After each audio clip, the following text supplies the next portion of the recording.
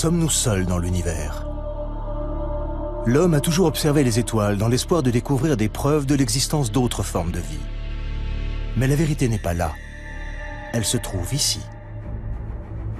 Depuis la Seconde Guerre mondiale, le gouvernement britannique surveille étroitement son espace aérien. Le ministère de la Défense a conservé dans ses archives des milliers de témoignages sur des cas d'observation d'OVNI, dont certains restent à ce jour inexpliqués. Mais le secret a été levé depuis peu. Grâce à ces dossiers rendus publics, nous sommes aujourd'hui en mesure de vous dévoiler toute la vérité sur les ovnis observés dans le ciel de Grande-Bretagne. Une collision aérienne évitée de justesse. Je ne sais pas ce que c'était. Et aujourd'hui, je n'en ai toujours pas la moindre idée. La rencontre rapprochée d'un bombardier de la Seconde Guerre mondiale. Je n'aime pas en parler. Je n'en parle qu'à mes amis proches. Un objet non identifié repéré par un radar. Et de nouveaux éléments sur un célèbre cas d'observation d'OVNI, le Roswell gallois. Si on pouvait prouver l'origine extraterrestre d'un OVNI, c'est tout notre système de croyances qui s'en trouverait profondément modifié. Face à ces histoires étranges et inexpliquées, comment ne pas s'interroger sur l'existence d'autres formes de vie venues d'ailleurs?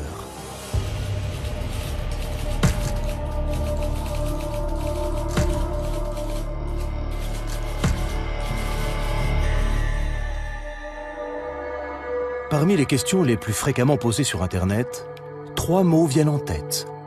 Et les 2 premiers n'ont rien de surprenant. S'ils exercent un véritable pouvoir de fascination dans l'imaginaire collectif, les ovnis sont aussi les seuls de tous nos mythes du XXe siècle à avoir fait l'objet d'enquêtes, de surveillance et de manœuvres de dissimulation de la part du gouvernement. Nick Pope, qui a longtemps travaillé pour le ministère de la Défense britannique, en sait quelque chose. En 1952, le ministère de la Défense a jugé nécessaire de monter une petite unité chargée d'enquêter de manière permanente sur le phénomène des ovnis. Il existait donc bien, des années 50 aux années 2009, une petite division au sein du ministère de la Défense, le projet OVNI, chargé d'élucider les cas d'observation d'OVNI.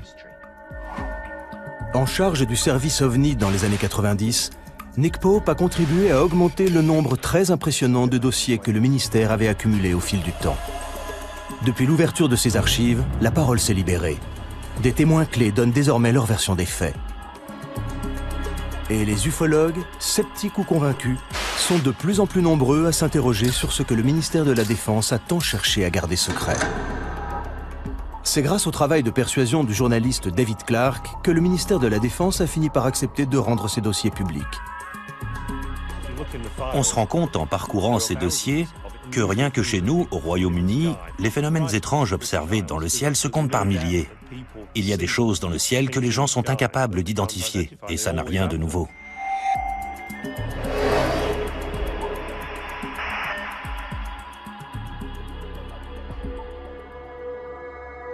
« 6 janvier 1995.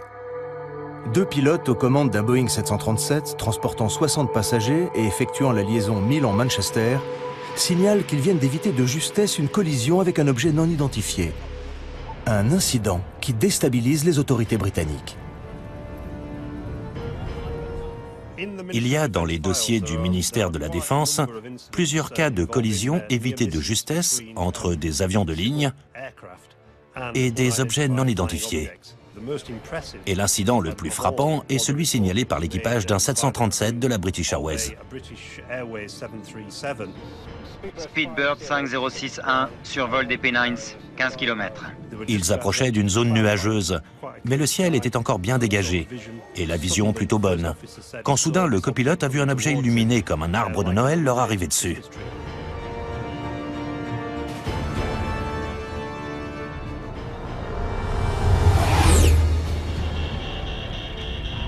Qu'est-ce que... L'objet est passé tellement près qu'il s'est instinctivement baissé. Il a vraiment cru qu'il allait le heurter. Il s'est aussitôt tourné vers le commandant pour lui dire « Vous avez vu ?» Et le commandant lui a répondu « Oui, j'ai vu ». Les pilotes appellent aussitôt la tour de contrôle de Manchester. De peur de voir leur réputation mise à mal, les pilotes ne sont pas vraiment enclins à dire qu'ils ont vu des soucoupes volantes. Et ce qui est intéressant dans cette affaire, c'est que les deux pilotes ont pris l'initiative de faire un rapport officiel sur la collision qu'ils venaient d'éviter dès leur arrivée à l'aéroport pour que l'aviation civile fasse une enquête sur ce qui avait bien pu se produire. Et c'est exactement ce qui s'est passé. À la suite de cet incroyable incident, le ministère diligenta une enquête complète et approfondie, dont Anthony Booth, responsable des enquêtes de sécurité dans l'aviation civile, fut chargé. C'était très étonnant comme affaire.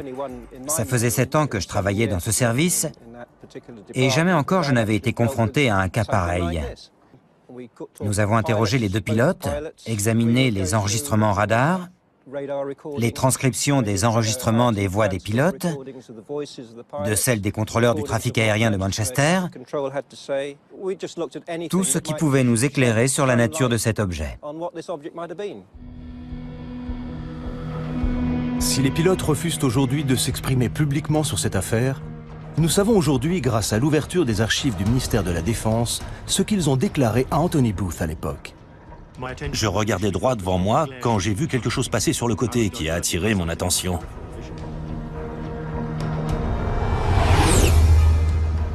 L'objet était couvert de petites lumières blanches, un peu comme un sapin de Noël.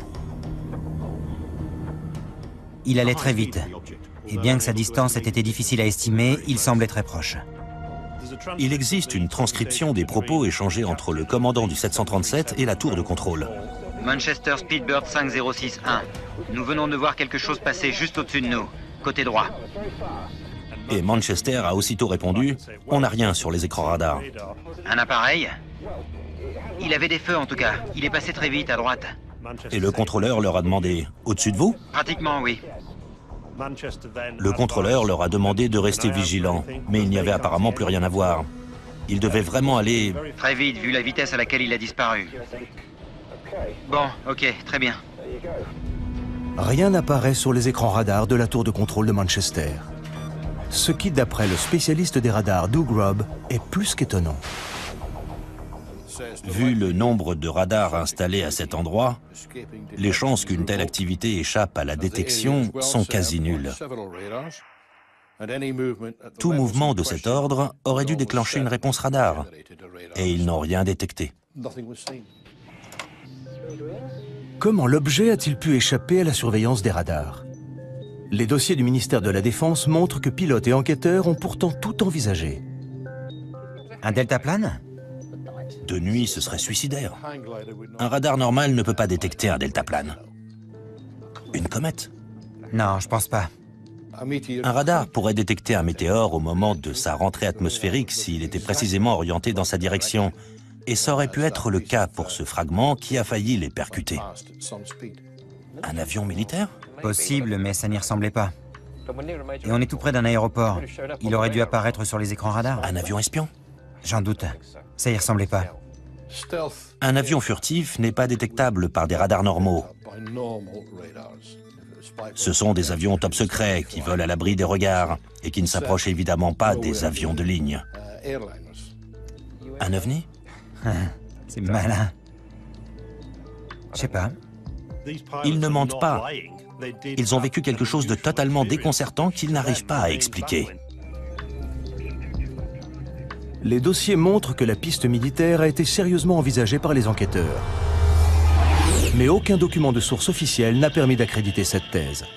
Un vol militaire aussi près d'un aéroport international important semble plus qu'improbable. De quel objet pouvait-il donc s'agir? Conservé dans les archives du ministère de la Défense depuis 1995, nous avons découvert les conclusions de l'enquête menée par Anthony Booth. À chaque enquête, nous étions parvenus à une conclusion satisfaisante, une conclusion ferme et définitive, ce qui n'a pas été le cas ici. Nous n'avons pas été en mesure d'établir les causes de l'incident ni d'évaluer les risques. Risque non évaluable, cause non évaluable. Ce n'est pas le genre de conclusion qu'on trouve habituellement dans un rapport officiel. Ça revient à dire, nous n'avons pas la moindre idée de ce que c'était. On ne va jamais nous croire. On va surtout se faire charrier, oui. Le groupe de travail conclut. Il ne fait aucun doute que les pilotes ont vu quelque chose et que l'objet était de taille suffisamment importante pour qu'un rapport sur une collision évitée de justesse soit rédigé. la nature de l'objet n'a malheureusement pu être identifiée. L'hypothèse d'activité extraterrestre est sans doute fascinante, mais cette question n'est pas de notre ressort. Elle devra donc être examinée par les spécialistes de ce domaine. Pour l'ufologue Nick Pope, cette absence de conclusion laisse la porte ouverte à toutes les hypothèses possibles et imaginables. Je trouve ça fou. Objet non identifié ne veut pas forcément dire vaisseau spatial extraterrestre. Mais il est clair que quelqu'un, que ce soit le commandant, le copilote, les enquêteurs de la direction de l'aviation civile ou le ministère de la Défense, il est très clair que quelqu'un, à un moment donné, s'est dit « Effectivement, pourquoi ne pas envisager la piste extraterrestre ?» Je ne sais pas ce que c'était, et je n'en ai toujours pas la moindre idée aujourd'hui. On ne peut pas prétendre tout savoir. Il est possible qu'il y ait des choses que nous ignorons encore aujourd'hui.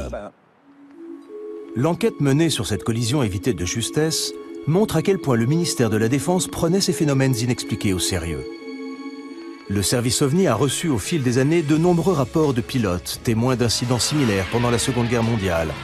Des affaires jugées pour certaines tellement graves que les plus hautes autorités de l'État en furent informées. L'ouverture des archives du ministère de la Défense a permis à de nombreux experts de vérifier ce dont ils se doutaient. Le gouvernement britannique s'intéressait aux cas d'observation d'OVNI dès la Seconde Guerre mondiale. Je n'aime pas en parler. Je n'en parle qu'à mes amis proches ou à ceux qui, comme moi, ont participé à des raids aériens pendant la guerre.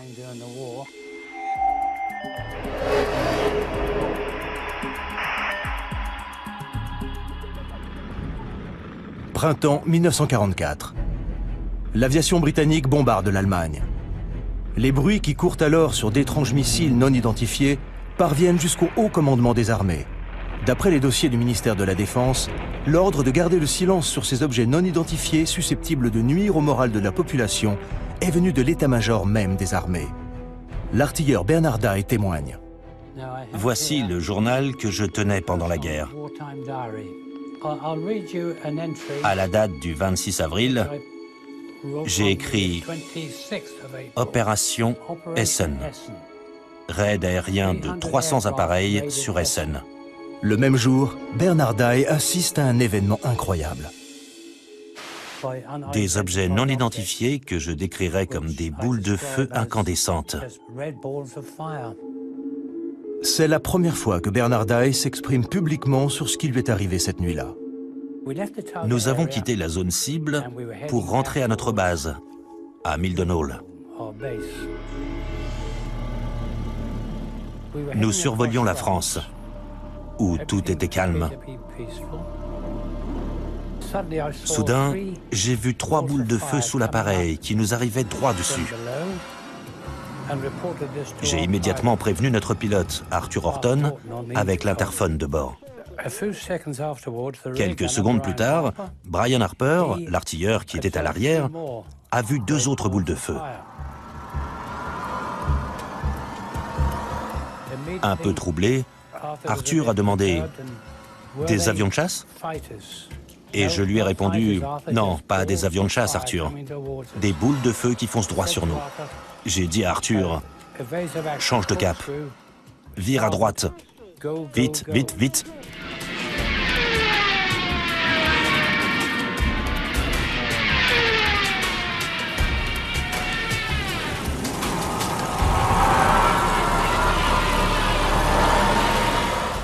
On volait à près de 500 km/h. L'appareil tremblait comme une feuille. Et on n'arrivait toujours pas à les semer. Le pilote avait peur de cramer les moteurs. Dave, l'ingénieur, a dit « Mais et les moteurs ?» Et on lui a répondu « T'occupe, fonce !» ou quelque chose dans ce goût-là, mais avec quelques noms d'oiseaux en plus. On a eu la trouille de notre vie ce jour-là. Et puis, les 5 boules de feu ont fini par perdre de leur vitesse. Elles ont disparu dans la nuit. Et on est rentré à la base sain et sauf. À notre arrivée à la base, à Mildenhall, Nous avons été interrogés, comme le voulait la procédure habituelle, par des officiers de renseignement, qui se sont bien fichus de nous. Et le pilote, qui était passablement agacé, leur a dit « Je suis sûr que si vous aviez été avec nous, vous trouveriez ça beaucoup moins drôle. » Nous lui avons demandé s'il avait une idée de ce que c'était. J'étais vraiment perplexe. Je me suis dit que c'était peut-être de nouvelles armes de guerre que les Allemands avaient inventées. Et le cas de Bernard Dye n'est pas unique. D'autres membres d'équipage ont assisté à des phénomènes inexpliqués pendant la guerre. Une de ces affaires a même été étouffée. Et l'ordre est venu des plus hautes sphères de l'État. Winston Churchill, le Premier ministre de l'époque, avait tellement peur des fuites qu'il a demandé à ce que le rapport soit classé top secret pendant 50 ans. Monsieur Churchill a demandé à ce que le rapport soit classé top secret pendant 50 ans et qu'il reviendrait à un futur Premier ministre de réévaluer son niveau de classification. L'ordre donné par Churchill concerne un incident rapporté par l'équipage d'un avion de la Royal Air Force revenant d'une mission de reconnaissance en Allemagne.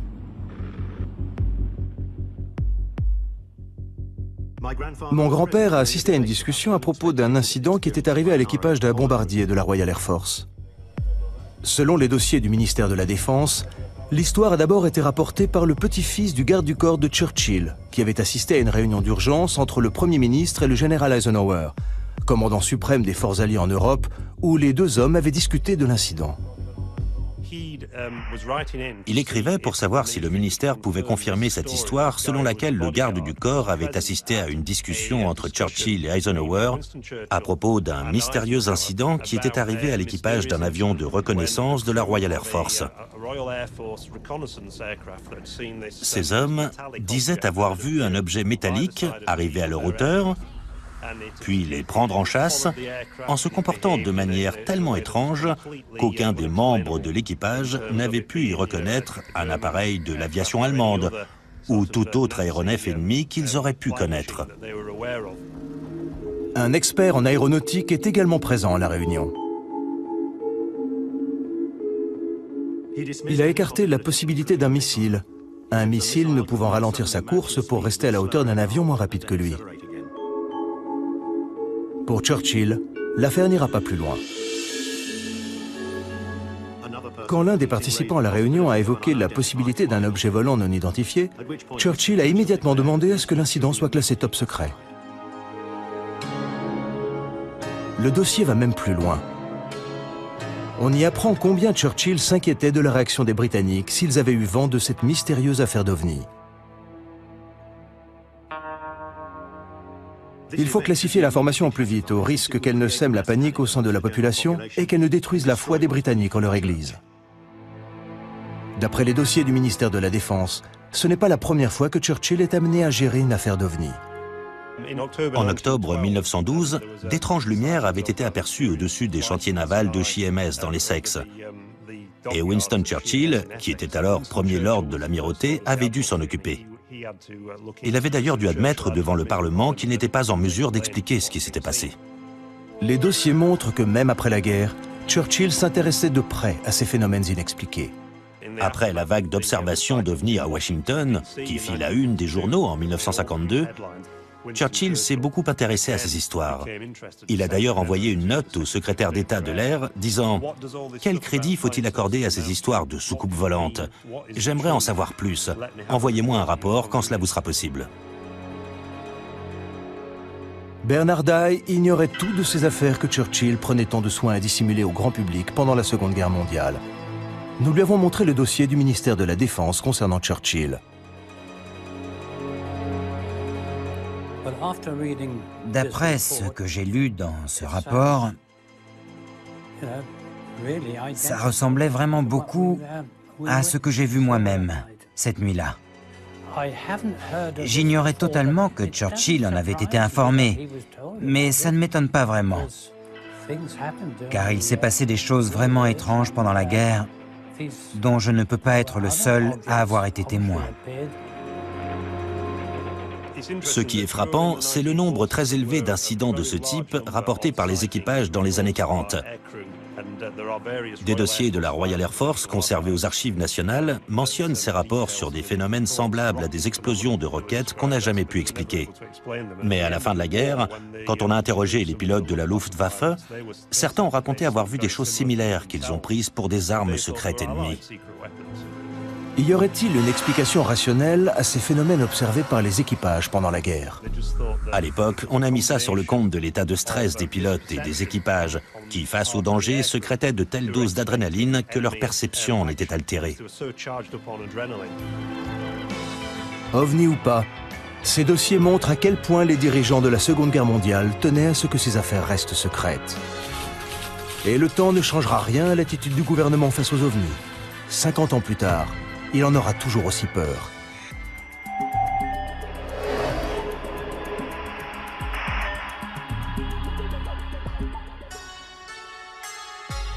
Pitlochry, Écosse. De l'avis de nombreux ufologues, jamais au cours des 20 dernières années, plus grande machination n'avait été montée pour étouffer une affaire d'OVNI. En 1990, des photos d'un objet non identifié survolant une région reculée d'Écosse sont envoyées au ministère de la Défense avant de disparaître mystérieusement. Le journaliste Mark Pilkington a passé de nombreuses années à essayer de les retrouver. Ces photos ont été prises le 4 août 1990 par deux personnes qui disent avoir vu sur la 9, près de Calvin et de Pitlochry, un immense appareil en forme de losange qui est resté en position stationnaire pendant une dizaine de minutes. Ils ont pris 6 photos.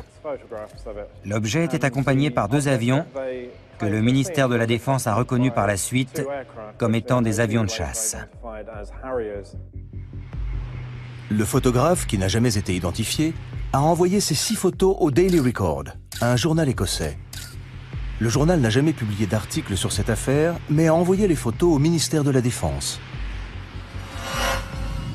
D'après le dossier, le ministère de la Défense a fait développer les photos qui ont disparu depuis avant de renvoyer les négatifs au journal. Curieusement, le journal n'a jamais publié les photos ni d'articles sur l'affaire et a, selon toute vraisemblance, renvoyé les photos aux 2 hommes dont les noms ont malheureusement disparu du dossier, nous empêchant donc de les interroger. Ce qui fait quand même beaucoup de mystère. Tout ce qui reste dans le dossier, c'est une photocopie des 6 photos, dont les ufologues se sont servis pour faire une maquette. Mais Nick Pope, lui, a eu les photos originales et le dossier entre les mains quand il travaillait au ministère de la Défense. Les photos ont été examinées et par les services de renseignement de la Défense et par le Centre national d'analyse d'images qui ont, l'un et l'autre, conclu qu'il s'agissait bien d'un objet réel qui faisait entre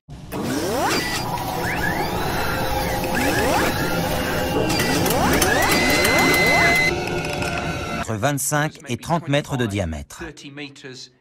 J'ai longuement discuté de cette photo avec mon homologue des services de renseignement de la Défense à l'occasion d'une réunion d'information sur les OVNI. Et il était clair que l'objet intéressait la Défense au plus haut point parce qu'il était de toute évidence capable de performances que notre technologie ne nous permettait pas. Le ministère de la Défense est bien décidé à minimiser l'incident. Il y a un document intéressant émanant du service de presse du ministère de la Défense sur la conduite à adopter au cas où ces photos se retrouvaient dans les journaux et qu'on leur posait des questions. On leur demande entre autres de dire qu'ils ont bien examiné les photos, mais qu'ils ne sont parvenus à aucune conclusion définitive sur la nature de l'objet. Et si les journalistes se montraient trop pressants, ils devaient répondre que tous les cas d'observation d'OVNI reçus au ministère étaient adressés au service responsable de la défense antiaérienne du Royaume-Uni. À l'époque où il travaillait au ministère, Nick Pope avait un agrandissement de la photo sur le mur de son bureau. Jusqu'à ce qu'un jour, son supérieur la retire. On ne peut pas écarter l'éventualité d'un prototype d'avion espion américain top secret. Mon chef de service s'en est en tout cas persuadé. Pour lui, c'était un drone ou un avion secret. Et il m'a demandé de la retirer. On sait, grâce au dossier, qu'on s'interrogeait beaucoup en interne sur l'éventualité d'un avion espion appartenant aux Américains. Et pourquoi, si c'était le cas, ils n'avaient pas demandé d'autorisation avant de faire voler cette chose dans notre espace aérien. Pour Mark Pilkington, les événements de l'époque ne sont peut-être pas étrangers à l'affaire. Peut-être a-t-on pris l'objet pour ce qu'il n'était pas. C'était juste 2 jours après le début de la première guerre du Golfe, à un moment où il y avait de toute évidence d'importants déploiements de moyens aériens en direction du Moyen-Orient. Et le Royaume-Uni servait de base d'approvisionnement ou de lancement pour un grand nombre de ces avions. Comme Churchill 40 ans plus tôt, le ministère de la Défense est visiblement inquiet de la réaction de l'opinion publique.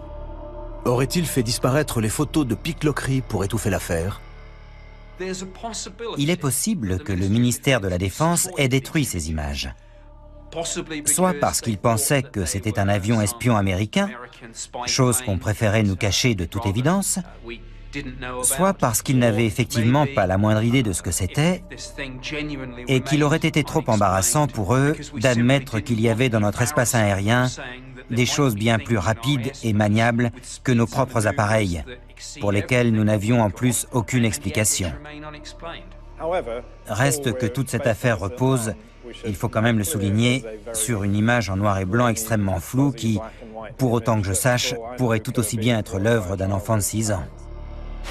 Pilkington est toujours à la recherche des photos originales, dans l'espoir de découvrir ce qui a bien pu mettre la défense britannique à aussi rude épreuve.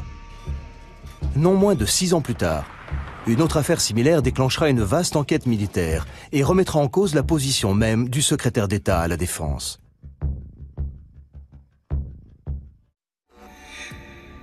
En 1996, le ministère de la Défense se retrouve embarqué dans une nouvelle affaire d'OVNI, repérée cette fois dans le ciel d'East Anglia. Une affaire qui impliquera la police, la gendarmerie maritime et la Royal Air Force, et où le secrétaire d'État à la Défense en personne sera interpellé sur son inaction. Je suis très préoccupé par un incident survenu près des côtes d'East Anglia relatif à un objet volant non identifié dont la présence a été corroborée par plusieurs radars militaires. Pourquoi n'avons-nous pas envoyé nos chasseurs? Cette affaire, qui sèmera la panique jusqu'au sommet de l'État, débute par une calme soirée d'octobre sur la côte est du Royaume-Uni.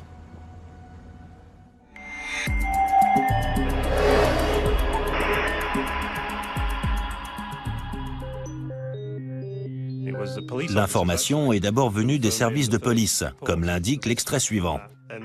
La police signale au petit matin d'étranges lumières rouges et vertes tournoyant dans le ciel au sud-est de Skegness. Il semble qu'elles soient très haut dans le ciel, juste au-dessus du Wash. Les agents appellent le commissariat de Skegness pour signaler les lumières. J'ai tout de suite appelé le centre de commandement de Skegness qui a prévenu la gendarmerie maritime de Yarmouth, pensant qu'il s'agissait d'un incident qui s'était produit en mer. Nous avons eu un appel vers 3h15 heure locale de la police de Skegness, qui nous signalait la présence de cette lumière au sud-est de la ville. Nous ne savions pas ce que c'était à ce moment-là, mais nous avons immédiatement prévenu les radars de la défense antiaérienne pour savoir s'ils avaient repéré quelque chose de leur côté. L'appel passe par la base de Neatishead, le centre de défense antiaérien le plus important du sud de l'Angleterre. Le radar de Claxby signale un écho à 2,1 degrés. Un radar a détecté la présence d'un objet qu'ils n'ont pas identifié, mais qui n'était pas un avion. L'écho-radar et les étranges lumières signalées non loin de Skegness auraient-ils la même origine? Un vent de panique souffle sur la ville et la police reçoit des dizaines d'appels. Non, ils ne sont pas en train de nous envahir. Un appel est lancé à tous les navires pour savoir si les lumières sont visibles depuis la mer. Un tanker répond. Conocost à Yarmouth, signalons un groupe de lumière au-dessus de l'estuaire. Le navire qui a appelé, le Conocost, se trouvait dans cette zone, tout près. À 3h50, l'agent Leyland monte sur le toit du commissariat de Skegness et filme les lumières pendant 5 minutes. Il n'y en a désormais plus qu'une, de couleur blanche et en position stationnaire. Dans les milieux ufologues, la nouvelle se répand comme une traînée de poudre. Il y a eu des fuites, et la transcription des propos échangés entre la gendarmerie maritime, la police et le chalutier s'est retrouvée sur le bureau d'un journaliste. L'affaire a soudain pris de telles proportions qu'elle est arrivée aux oreilles d'un député de la région. L'affaire prend une telle ampleur que le député travailliste local, Martin Redmond, s'en mêle et interpelle les pouvoirs publics. Martin Redmond disait « On a des policiers qui voient des ovnis, des officiers de la Royal Air Force qui les suivent sur leur radar, et on n'est pas fichu d'envoyer un avion sur place pour voir ce qui se passe. » Voici une copie de la lettre envoyée par Martin Redmond au secrétaire d'État à la Défense Michael Portillo, dans laquelle il dit « Je suis très préoccupé par un incident survenu près des côtes d'East Anglia relatif à un objet volant non identifié dont la présence a été corroborée par plusieurs radars militaires.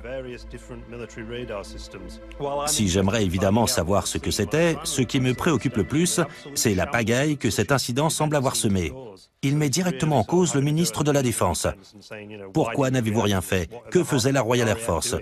Ce que la Royal Air Force n'a évidemment pas du tout apprécié.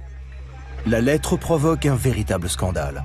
Le ministère de la Défense va même jusqu'à diligenter une enquête pour savoir pourquoi la Royal Air Force n'a rien fait. Doug Robb était responsable des opérations ce soir-là, et les conclusions de l'enquête du ministère de la Défense que nous lui avons montrées ne l'ont guère surpris. Cette carte indique l'emplacement des radars autour de Boston cette nuit-là. Et il est précisé ici que c'est le radar de Claxby qui a repéré l'objet. L'objet était immobile, sur Terre.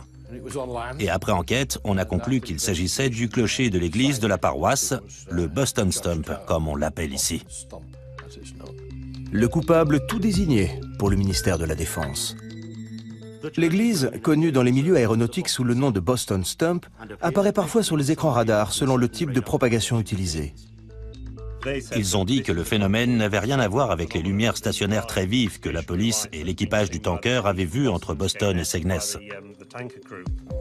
Le rapport conclut « Rien ne justifiait l'envoi de chasseurs de la Royal Air Force ». N'en déplaise au député Martin Redmond. On déclenche la procédure dans le cas d'un appareil qui arrive à grande vitesse. Mais on n'envoie pas un chasseur sur un objet fixe, sur Terre qui plus est. On ne peut pas parler de menace. Si l'objet repéré par le radar était bien l'église, qu'en est-il des mystérieuses lumières aperçues par la police et l'équipage du tanker? Le ministère de la Défense a minutieusement examiné les images tournées par l'agent Leyland.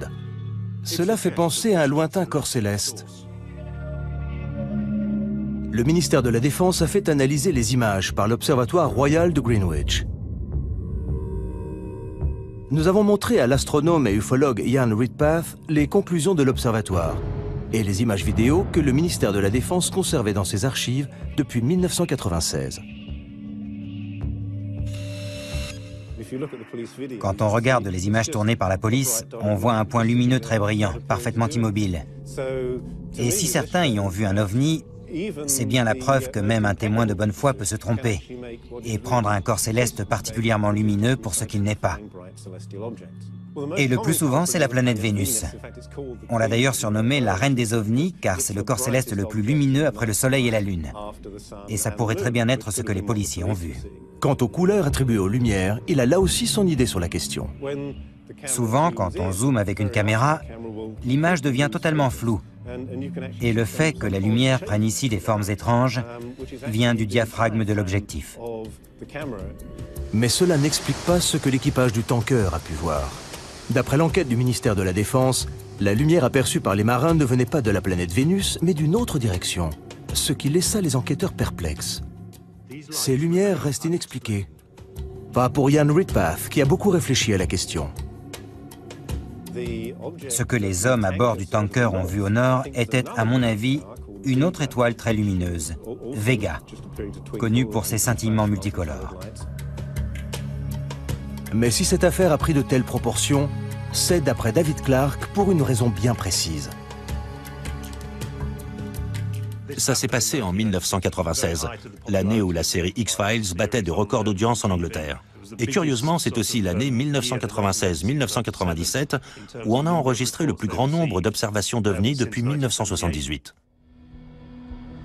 Faut-il classer l'affaire? Ou connaîtra-t-elle de nouveaux coups de théâtre, comme la célèbre affaire aux multiples rebondissements connue sous le nom de Roswell gallois?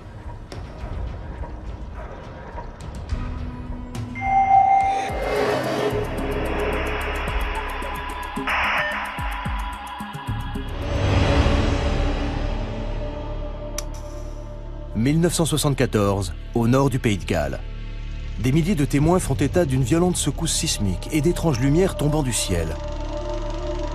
De l'avis de certains ufologues, il s'agirait d'un crash d'OVNI, affaire que le gouvernement aurait depuis cherché à étouffer. Il y a eu une terrible explosion et une violente secousse qui a fait trembler toute la maison. J'ai eu l'impression que ça passait juste au-dessus de nous. J'ai cru que la maison allait s'effondrer. J'ai vu des lumières tomber du ciel là-bas, au-dessus des montagnes. 24 janvier 1974 à 21h50, heure GMT. 5 corps incandescents sont aperçus dans le ciel.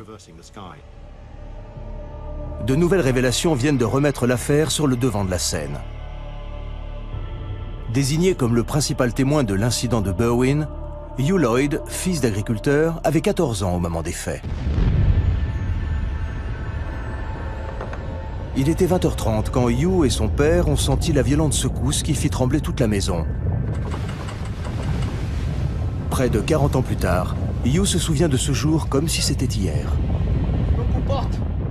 Il y a d'abord eu un bruit sourd, et tout de suite après, la maison s'est mise à trembler violemment. La lumière a vacillé et l'image de la télévision a disparu. Il n'y avait plus que de la neige sur l'écran. On était morts de trouille, on n'avait pas la moindre idée de ce qui se passait.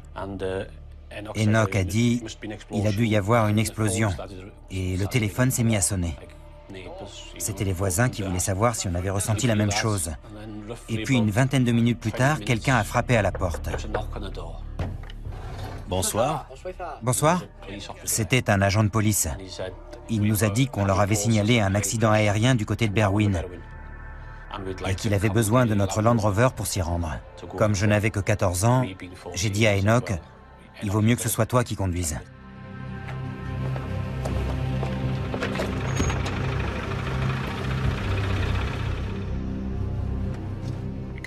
On a roulé sur un peu plus d'1 kilomètre en direction des montagnes et on s'est arrêté. On est sorti de la voiture avec les torches, tout était calme. Il faisait tellement noir qu'on n'y voyait rien. Répartissez-vous les torches. Un des policiers a dit « Il n'y a rien. C'est trop calme pour qu'il se soit passé quelque chose ici. Autant que vous rentriez. » On a fait demi-tour et au moment où on arrivait à la voiture, on a vu une lumière très vive. « Qu'est-ce que c'est que ça ?» Au-dessus de la vallée, juste derrière ces arbres, là-bas, à gauche, dans la vallée entre ces deux montagnes, une lumière très vive qui montait du sol. Une lumière vraiment éblouissante. On voyait bien qu'elle montait du sol, mais on n'arrivait pas à voir d'où précisément. Parce qu'on ne voyait pas le fond de la vallée d'où on était. Ça ne ressemblait pas à un crash aérien. La lumière était trop blanche pour que ce soit un feu, et ça n'a duré qu'une vingtaine de secondes, tout au plus. Et ils ont eu beau chercher, ils n'ont jamais découvert la moindre trace d'accident aérien. Comment expliquer cette lumière? L'ufologue Andy Roberts a passé des années à enquêter sur cet incident. S'il ne croit pas vraiment à la thèse extraterrestre, il admet qu'il existe un véritable mystère autour de cette affaire.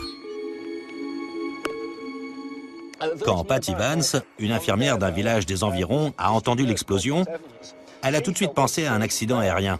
Et comme elle était infirmière et qu'elle avait du matériel médical, elle a décidé de se rendre immédiatement sur place pour venir en aide aux blessés en attendant que les secours arrivent. Patty Vance et ses deux filles sont à environ 6 km de l'endroit où se trouve Hugh Lloyd, quand la violente secousse se fait sentir. Qu'est-ce que c'est? On aurait dit un avion. Elle a pris sa voiture avec ses deux filles et elle a roulé pendant une quinzaine de minutes sur la départementale, pensant voir surgir une épave d'avion en feu à chaque instant. C'est la route qu'elle a prise ce soir-là, une route qu'elle connaissait bien et qui ne lui posait aucun problème, même de nuit. Elle arrivait dans l'autre sens et au détour de ces arbres, là-bas, elle a eu la surprise de découvrir sur la gauche, non pas une scène de crash aérien, mais une énorme boule de lumière qui passait du rouge au blanc, puis au orange. La source lumineuse est bien trop loin de la route pour pouvoir parcourir la distance à pied. Abasourdie, Patty Vance et ses deux filles restent un moment dans la voiture à regarder l'étrange boule de lumière changer de couleur. Près de cette boule, grosse comme la moitié de la Lune, elle a vu s'agiter des torches et des phares de voiture.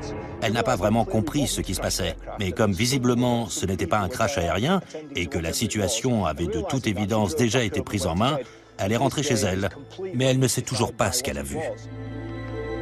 Malgré l'arrivée de mystérieux hommes en noir censés faire la lumière sur cette affaire, Patty Vance et Hugh Lloyd ne sauront sans doute jamais ce qu'ils ont vu cette nuit-là. L'étrange boule de lumière aperçue par Patty Vance et Hugh Lloyd en 1974 fait désormais partie du folklore ufologique. Et rien dans les dossiers du ministère de la Défense ne semble vouloir éclaircir ce mystère, qui décidément résiste à toute tentative d'explication. Peu de temps après l'incident, des chercheurs de l'Institut d'études géologiques britanniques furent dépêchés sur les lieux pour enquêter sur la secousse sismique. Juste après le tremblement de terre, nous avons reçu pas mal de témoignages, pas tous très cohérents, sur l'endroit exact où les lumières avaient été aperçues. J'ai donc envoyé une équipe pour interroger les gens sur place sur ce qu'ils avaient vu, entendu et ressenti. Dans la légende de Berwyn, les hommes de l'Institut d'études géologiques britanniques, aux allures de fonctionnaires et tout de noir vêtus, ont été surnommés les hommes en noir. Certains semblaient trouver notre démarche suspecte et on nous regardait d'un drôle d'air, comme si nous, humbles chercheurs de l'Institut d'études géologiques, avions quelque chose à voir avec les étranges événements qui s'étaient passés dans la région. Nous avons retrouvé dans les dossiers du ministère de la Défense le compte-rendu de Chris Browett sur son entretien avec l'infirmière Patty Vance. Dans le compte-rendu que j'ai rédigé à l'époque, Patty Vance disait qu'elle avait effectivement ressenti la secousse, mais qu'elle avait surtout eu très peur d'une lumière qu'elle avait vue dans le ciel. Une grosse boule de lumière d'un rouge incandescent.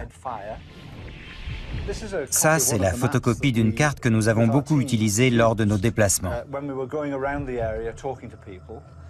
Elle nous permettait de localiser l'endroit où l'interview avait eu lieu et de savoir ce que la personne avait vu, entendu et ressenti à cet endroit précis. La découverte de cette carte, conservée dans les archives du ministère de la Défense, a été une véritable révélation. On y voit que les lumières aperçues par Patty Vance et Hugh Lloyd sont apparues simultanément à un endroit très précis. L'ufologue Andy Roberts est retourné à l'endroit où Patty Vance et ses filles avaient vu la boule de lumière en 1974. Le même endroit où elle a raconté son aventure à Andy Roberts en 1998. Quand j'ai amené Patty Vance ici en 1998 et qu'elle m'a raconté son histoire, je l'ai prise en photo. Une photo où elle montre du doigt l'endroit où elle a vu ce qu'elle a vu en 1974. Et on voit qu'elle indique cette direction, là où la police et les agriculteurs sont eux-mêmes venus voir ce qui se passait. Patty Vance était sur la route qui va de Langennock à Welshpool, qui se trouve juste là, derrière ces arbres, là-bas. Donc si elle était à cet endroit-là, elle a sûrement vu la même chose que nous, parce que c'est pile dans l'alignement. Je suis sûr et certain qu'elle a vu les mêmes lumières que nous. On découvre dans les dossiers la piste privilégiée par le ministère de la Défense pour expliquer l'explosion et les mystérieuses lumières. Les recherches menées dans la zone concernée n'ont montré aucune trace d'impact. De l'avis de l'organisme britannique de météorologie, il pourrait cependant s'agir d'un bolide, à savoir un météore qui se désintègre pendant sa chute dans l'atmosphère.